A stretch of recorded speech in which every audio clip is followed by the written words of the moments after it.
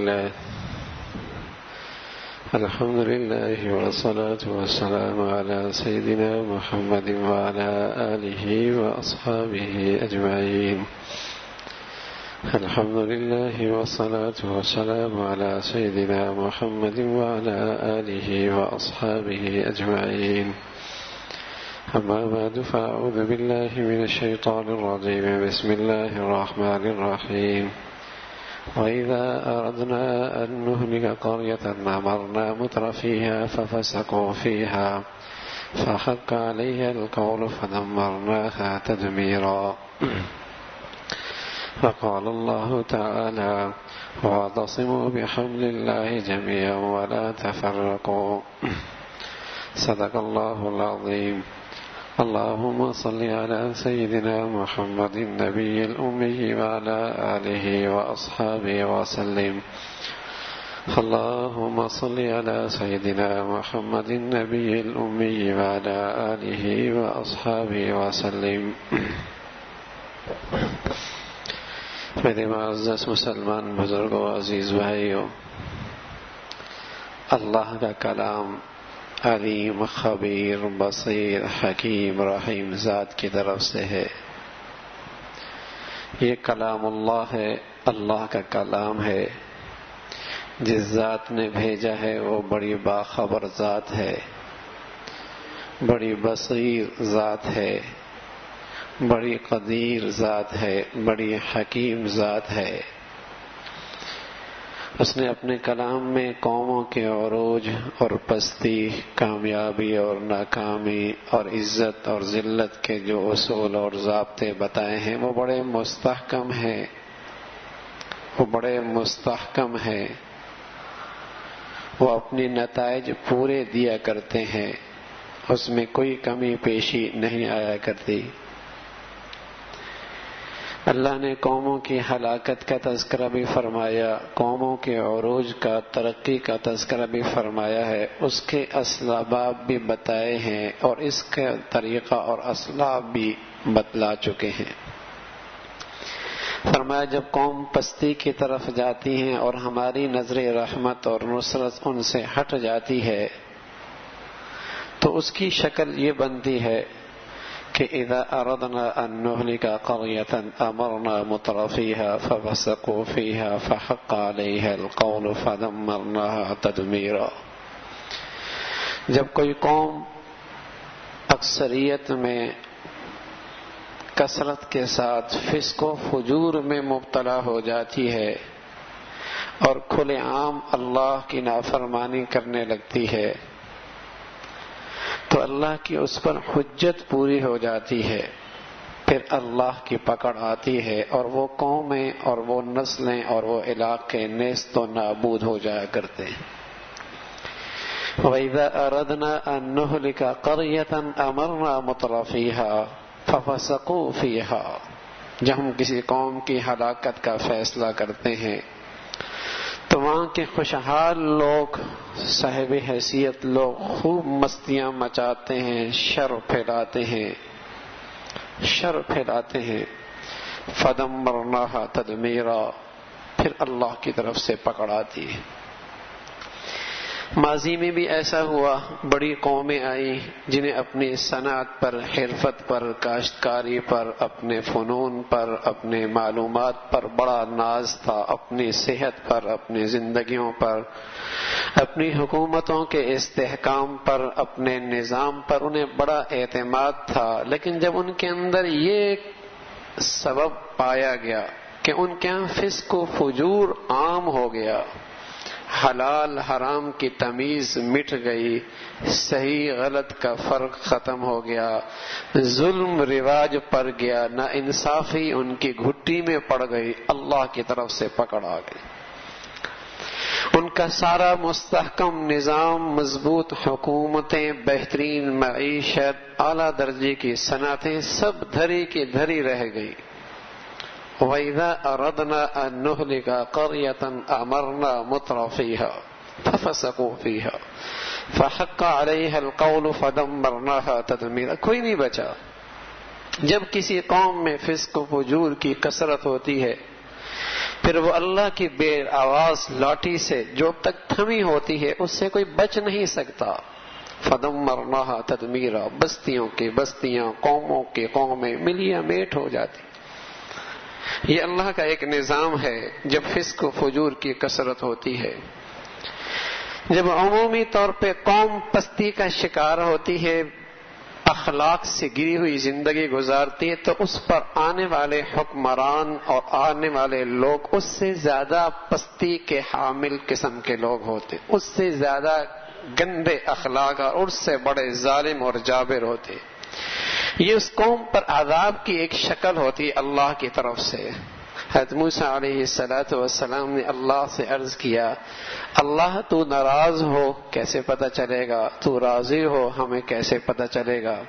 فرمایا جب حلیم لوگ تمہارے ذمہ دار بن جائیں، تمہارے امور کے قومی ذمہ داریاں حلیم لوگوں کے پاس، جن کے دلوں میں تمہاری خیرخواہی اور ہمدردی ہو، ایسے لوگوں کے پاس تمہاری قومی ذمہ داریاں آ جائیں اور تمہاری دولت سخیوں کی ہاتھ میں آ جائے، اور موسم کے مطابق جب تمہاری زمینوں کو بارشوں کی ضرورت ہو، آسمان سے بارش آنے لگے، تو سمجھ لو آسمان والا رب تم سے راضی ہے. اور جب تمہارے گرے ہوئے لوگ بدترین ظالم جابر قسم کے لوگ، ان پر قومی ذمہ داریاں ان کے سپرد ہو جائیں، اور تمہارے لیڈر قاتل اور بددین بن جائیں، اور بے حیا لوگ تمہارے قوم کے وڈیرے بن جائیں، اور تمہاری دولت بخیلوں کے ہاتھ میں چلی جائے، اور بارشوں کے موسم میں بارش نہ آئے، اور جب سونے کی بوند بھی کاشتکار کو اچھی نہ لگے وہاں بارشیں ہو جائیں، تو سمجھ لے آسمان والا رب ناراض ہے. تو جب قومی امور ایسے لوگوں کے ہاتھ میں آتے ہیں جن کے دلوں میں قوم کی شفقت خیرخواہی نہیں ہوتی، تو یہ اللہ کی طرف سے ایک عذاب ہوتا ہے. لیکن یہ عذاب اسی وقت آتا ہے جب عمومی طور پہ قوم میں فسق و فجور عام ہو جاتے ہیں، اللہ کی نافرمانیاں اس قوم میں کھلے طور پہ ہونے لگتی ہے، اور قوم کے اندر بھی اپنے اپنے حدود کے اندر رب کی بغاوت نافرمانی شروع ہوتی ہے، تو اللہ ایک عذاب بھیجتا ہے. پھر اس پر اللہ کی طرف سے اور پکڑ آتی ہے، اور ظالم بھی زیادہ دن تک نہیں جی سکتا. کتنے دن جیے گا؟ بڑے بڑے یہاں کے فرعون زمین پہ آئے، اور ابو جہل دنیا میں نمودار ہوئے، جن کی گردن میں سریا تھا، کبھی جھکتی نہیں تھی، لیکن اللہ کی پکڑ آئی، عبرت کا نمونہ بنا. کون کتنے دن تک رہے گا؟ اللہ کا نظام یہی ہے. پھر اللہ کی ناراضگی کی شکلیں آتی ہیں، لیکن اللہ نے ساتھ یہ بتایا کہ جب قوم فسق و فجور سے توبہ کر لیتی ہے اور اللہ کی رسی کو تھام لیتی ہے، اللہ کی رسی کو تھام لیتی ہے، جس کی شکل قرآن بھی ہے، جس کی شکل اسلام بھی ہے، جس کی شکل دین بھی ہے، جب اسے تھام لیتی ہے، سبحان اللہ، پھر اس پر اللہ کی رحمت اسے ڈھانپ لیتی ہے. جسم کے اندر سے روح نکل جائے، جسم کے اندر سے روح نکل جائے تو یہ لاشا اپنے وجود کو نہیں سنبھال سکتا. جسم کے اندر سے روح نکل جائے تو یہ لاشا، انسانی ڈھانچہ اپنے آپ کو محفوظ نہیں رکھ سکتا. اس کے اعضاء اور جوارح بکھرنے لگتے ہیں، اور ایک وقت آتا ہے سڑنے لگتے ہیں، گلنے لگتے ہیں، اور وہ منتشر ہو جاتے ہیں. وہ منتشر ہو جاتے ہیں. روح نکلا تو اب اس جسم کی حفاظت مشکل ہو گئی، اس کے اعضاء اور جوارح کا اکٹھا رہنا مشکل ہو گیا. اس کے اعضاء اور جوارح بکھرنے لگے، پھر ایک عرصہ سڑنے لگتے ہیں، گلنے لگتے ہیں، منتشر ہونے لگتے ہیں. ایسا ہی ہے میرے عزیزو، امت مسلمہ کے لیے، اس امت کے لیے اسلام روح کی حیثیت رکھتا ہے. اسلام روح کی حیثیت رکھتا ہے، اور اگر یہ روح اس کے اندر سے نکال دی جائے تو یہ بکھرنے لگ جائے گی، اور ایک وقت آئے گا سڑنے لگ جائے گی، اور جب سڑنے لگ جائے گی تو یہ پھر منتشر ہونے لگ جائے گی. یہ روح ہے اس کی. اسلام، دین، قرآن اس کی زندگی کا روح ہے، اس کے معاشرے کی روح ہے، اس کے گھر کی روح ہے، اس کی سوسائٹی کی روح ہے، اس کی زندگی 24 گھنٹے کا اسلام روح ہے. اگر یہ اس کے گھر سے نکال دیا جائے کبھی اس کا گھر نہیں رہ سکتا اکٹھا. کبھی اس کی سوسائٹی نہیں رہ سکتی اکٹھی، کبھی یہ قوم اکٹھی نہیں رہ سکتی، کبھی یہ ملک اکٹھا نہیں رہ سکتا، کبھی یہ صوبہ یہ شہر اکٹھا نہیں رہ سکتا۔ میں عرض کر رہا ہوں، ملک دور کی بات، صوبہ دور کی بات، شہر دور کی بات، خاندان دور کی بات، اگر یہ روح نکال دی جائے تو گھر اکٹھا نہیں رہ سکتا، گھر بھی اکٹھا نہیں رہ سکتا۔ اس لیے کہ جسم سے روح نکال دی جائے تو صرف ٹانگیں نہیں جدا ہوتی، ہاتھ نہیں جدا ہوتے، بلکہ یہ الگ ہونے والے اعضاء بھی یہ بھی سڑنے لگتے ہیں، اور ان کی بھی جسم، ان کا حصے بھی بکھرنے اور منتشر ہونے لگتے ہیں۔ روح جو نکل گیا، اب کوئی چیز اسے سنبھال نہیں سکتی، نہیں سنبھال سکتے۔ اس لیے اللہ نے اس کی ترقی اور اس معاشرے کی ترقی اور مسلمان قوم کی ترقی کا راز یہی بتایا، وَاعْتَصِمُوا بِحَبْلِ اللَّهِ، تم اللہ کی رسی کو مضبوط پکڑو، اسلام، دین، قرآن، اسے مضبوطی سے پکڑ لو، یہ ہے تمہاری ترقی کا راز، تم اس پہ رہ کے ترقی کر سکتے ہو، اس کے بغیر اور کوئی راستہ نہیں ہے۔ جتنے ذرائع ہیں اس کے علاوہ میرے عزیزو، وہ سب مسلمانوں کو منتشر کرنے کے راستے ہیں، ذلت اور پستی کی طرف لے جانے کے راستے ہیں۔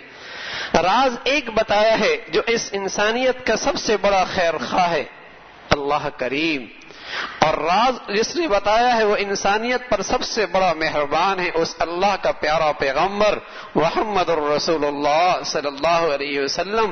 اس نے اس قوم کی ترقی، اس قوم کی کامیابی کا راز یہ بتایا ہے کہ اگر تم ترقی اور خوشی چاہتے ہو، خوشحال زندگی چاہتے ہو اور کامیاب زندگی چاہتے ہو اور محبت اور الفت، اور تم یہ چاہتے ہو کہ تمہارے معاشرے کے اندر امانت اور دیانت، ہاں، اور تمہارے معاشرے کے اندر انصاف، اور تمہارے معاشرے کے اندر احسان ایثار کے جذبات زندہ ہو، تو اس کا ایک ہی راستہ ہے کہ اپنے اندر یہ روح اسے زندہ کرو، اس معاشرے میں اسلام کی یہ روح زندہ کر لو، تب ہاتھ بھی حرکت کرے گا اور ہاتھ کی انگلیاں بھی حرکت کریں گی، ہاں، اور پاؤں بھی حرکت کرے گا اور پاؤں کی انگلیاں بھی حرکتیں کریں گی۔ روح ہی نہیں ہوگا تو انگلیاں کیا حرکت کریں گی، ٹانگ بھی حرکت نہیں کرے گی، پورا بازو بھی حرکت نہیں کرے گا۔ میرے عزیزو، یہ ساری انسانی صفات اور انسانی خوبیاں، انصاف، ہمدردی، احسان، ایثار، یہ سارا حسن اسلام کے روح کے ساتھ وابستہ ہے، اسلام کے روح کے ساتھ وابستہ ہے۔ اگر یہ رہے تو مسلمانوں کے اندر پھر وہی ترقی ہو سکتی ہے۔ اور اللہ نہ کرے میرے عزیزو، کوئی بدقسمت یہ سمجھتا ہے کہ سیکولر نظام اور بے دینی کا نظام اور جسے کہیں کہ آزاد زندگی یہ مسلمانوں کی ترقی کا راستہ ہے، تو سچ عرض کر رہا ہوں یہ اسلام کا بھی دشمن، اس قوم کا بھی دشمن، اس ملت کا بھی دشمن، اس ملک کا بھی دشمن۔ جو یہ سمجھتا ہے کہ اسلام کے علاوہ اس ملک کی کوئی حفاظت کی شکل یا اس قوم کی ترقی کی کوئی شکل یا اس امت مسلمہ کی کامیابی کی شکل اسلام کو چھوڑ کر کوئی سمجھتا ہے، تو در حقیقت وہ اسلام کا نہیں، کافروں کا دوست اور مسلمانوں کا حقیقی دشمن ہے۔ اس لیے کہ محمد الرسول اللہ اس امت کا سب سے بڑا خیر خواہ اور سب سے بڑا قائد اور سب سے بڑا جسے کہیں کہ اس امت کا برپر مہربان، اس نبی نے یہ نسخہ دیا ہے کہ اس امت کی کامیابی کا ایک ہی راز ہے کہ اس کے اندر اسلام کی روح تر و تازہ ہو جائے، اسلام کی روح تر و تازہ ہو جائے، اور یہ روح نکال دو پھر اس امت کو کوئی چیز اکٹھی نہیں کر سکتی۔ یہ فرقہ واریت اور یہ عصبیت اور یہ گلی کوچوں میں قتل و غارت اور یہ ظلم اور استبداد کی ساری شکلیں واللہ العظیم صرف اس لیے ہے کہ آج معاشرے کے اندر سے اسلام کی روح ختم ہوتی چلی جا رہی، اسلام کی روح ختم ہوتی چلی جا رہی ہے، جس کی نحوست ہے کسی کی جان مال عزت آبرو محفوظ نہیں، کسی کی جان مال عزت و آبرو۔ میرے عزیزو، باہر کے ڈاکو اپنی جگہ پر، جب گھر کے اندر سے بھی یہ روح ختم ہوتی ہے کہ گھر کے بھیجی ڈاکو بن جایا کرتے، گھر کے افراد چوری کرنے لگتے ہیں، جو گھر کے اندر نمک کھاتے ہیں وہ بھی گھر کے چور اور ڈاکو بنتے، نمک کھانے والے، ہاں گھر کا نمک کھانے والے۔ جب روح ہی نہیں رہے گی میرے عزیزو، تو سچ عرض کر رہا ہوں پھر اس انسانیت کی زندگی میں کبھی انسانوں کی زندگی میں انسانیت نہیں آ سکتی۔ اس کا ایک ہی راستہ، اس لیے اللہ کریم نے بتایا وَاعْتَصِمُوا بِحَبْلِ اللَّهِ، یہ اپنے اندر روح پیدا کرو، اس کے ہوتے ہوئے تمہارے اندر ایک نئی زندگی ہوگی۔ اور ساتھ اللہ نے فرمایا وَكُنْتُمْ عَلَى شَفَا حُفْرَةٍ مِّنَ النَّارِ، وَكُنْتُمْ عَلَى شَفَا حُفْرَةٍ مِّنَ النَّارِ، اور جب تم اس روح سے خالی تھے تم تو جہنم کے دروازے پہ کھڑے تھے، کنارے پہ کھڑے تھے، آگ کے کنارے پہ، تباہی اور بربادی پہ تم کھڑے تھے۔ وَكُنْتُمْ عَلَى شَفَا حُفْرَةٍ مِّنَ النَّارِ، تم تو بالکل تباہی اور بربادی کے کنارے پہ کھڑے تھے، لیکن جیسی تمہارے اندر یہ تازگی اور یہ روح آتی چلی گئی تمہاری کایا ہی پلٹ گئی، تمہاری کایا ہی پلٹ گئی، تم پہلے کیسے نہ رہے، تمہارے اندر انسانیت کے وہ جوہر نظر آئے کہ زمین و آسمان نے ایسی مخلوق دیکھی بھی نہیں۔ اللہ کے فرشتے تمہارے اس انسانی جوہر پر رش کرنے لگے، یہ انسان ہوتے ہیں۔ تمہاری پہلی حالت یہ تھی وَكُنْتُمْ عَلَى شَفَا حُفْرَةٍ مِّنَ النَّارِ، تم بالکل تباہی اور بربادی کے کنارے پہ کھڑے تھے، لیکن اسلام کی اس روح نے تمہاری کایا ہی پلٹ دی، تمہارے اندر ایسا انقلاب برپا کر دیا، سبحان اللہ۔ کہاں وہ بچیوں کو زندہ درگور کرنے والے، اور کہاں جو باری پانی کے باری پر اور اونٹ کی باری پر اور گھوڑے کے آگے پیچھے ہونے پر قتل و غارت کا ایسا نشہ ان پہ چڑھتا کہ انسانوں کے لاشوں کے پشتے لگ جایا کرتے تھے، ڈھیر لگ جایا کرتے تھے، وہ انسانوں کی جانوں کے، عزتوں کے، آبرو کے محافظ بن گئے، ایسے محافظ بن گئے۔ لیکن میرے عزیزو یہ حسن آیا کیسے؟ یہ کیا چیز تھی جس نے ان کے اندر یہ تبدیلی پیدا کی؟ تو اللہ کا کلام تو یہی بتا رہا کہ وہ دولت اسلام تھی، وہ دولت اسلام تھی جس نے ان کی زندگی کایا پلٹ دی۔ تو میرے عزیزو آج ہم جس پستی اور ذلت کے طرف جا رہے ہیں اور جن خطرات کے آج ہم شکار بن چکے ہیں، اگر اس سے کوئی نجات کی شکل ہے جو اللہ نے بتائی ہے اور اللہ کے رسول نے بتائی ہے، وہ ایک ہی شکل ہے کہ اپنے گھر کی دہلیز سے شروع کریں، اپنے دائرہ اختیار سے شروع کریں، جہاں آپ کی بات سنی اور سمجھی جاتی ہے وہاں سے شروع کریں، جہاں آپ کا اختیار اور جہاں آپ کی بات مانی جاتی ہے وہاں سے آغاز کریں۔ سب سے پہلے میں اپنی ذات سے آغاز کروں کہ میری زندگی کے اندر یہ ایمان اور اسلام کی روح زندہ ہو جائے۔ ہاں، اور ہر شخص کے ہاتھ میں اصلاح اور فلاح کا جھنڈا ہے، لیکن بدقسمتی یہ ہے کہ وہ صلاح اور فلاح دوسرے سے کرنا چاہتا ہے، وہ ہر شخص دوسرے سے آغاز کرنا چاہتا ہے۔ اسلام تو رہنمائی یہ کر رہا کہ آغاز اپنے گھر سے، اپنی دکان سے، اپنی دفتر سے، اپنی فیکٹری سے، اپنی زندگی سے، یہاں سے آغاز کرو۔ جب یوں کرو گے تو کم از کم ایک آدمی تو غلط صحیح ہو گیا، ایک گھر تو غیروں سے ایک ہزاروں میں صحیح ہو گیا، پھر چراغ سے چراغ جلے گا اور یہ خیر بہت تیزی سے پھیلے گی، اور صرف تذکرے رہے، تبصرے رہے اور دوسروں پہ نظر رہی، اپنا من بھول گیا تو اصلاح نہیں ہونی، اصلاح نہیں ہونی۔ تو میرے عزیزو کامیابی کا راستہ اور ترقی کا راستہ یہی ہے کہ آج پھر ضرورت ہے کہ ہم سچی نیت سے، سچے عزم کے ساتھ، سچے ارادے سے اسلام کا یہ خوبصورت راستہ اسے پورے طور پہ اپنانے کے لیے عزم کریں اور اس روح کو زندہ کریں اپنے گھروں میں، اپنی زندگیوں میں۔ اسلام کے روح یہی وہ روح ہے جس کے جسم کے ہوتی ہوئی ہاتھ بھی جسم کے ساتھ رہتے ہیں اور پاؤں بھی جسم کے ساتھ رہتے ہیں اور اس کے جسم کے دیگر اعضاء بھی حرکت کرنے لگتے ہیں۔ سچ عرض کر رہا ہوں، یہی اسلام کی وہ روح ہے جس کے بدولت بیوی بھی شوہر کی رہتی ہے اور شوہر بھی بیوی کا رہتا ہے اور بیٹی بھی ماں کی رہتی ہے اور بیٹا بھی باپ کا رہتا ہے اور بھائی بھائی کے اندر بھی اخوت ہوتی ہے اور پنجابی اور مہاجر بھی بھائی بن جا کرتے ہیں اور بلوچ اور مہاجر بھی آپس میں بھائی اور محبت کے رشتے قائم کر لیا کرتے ہیں اور سندھی اور جسے کہیں کہ پنجابی کے درمیان بھی اخوت کا رشتہ قائم ہو جایا کرتا ہے۔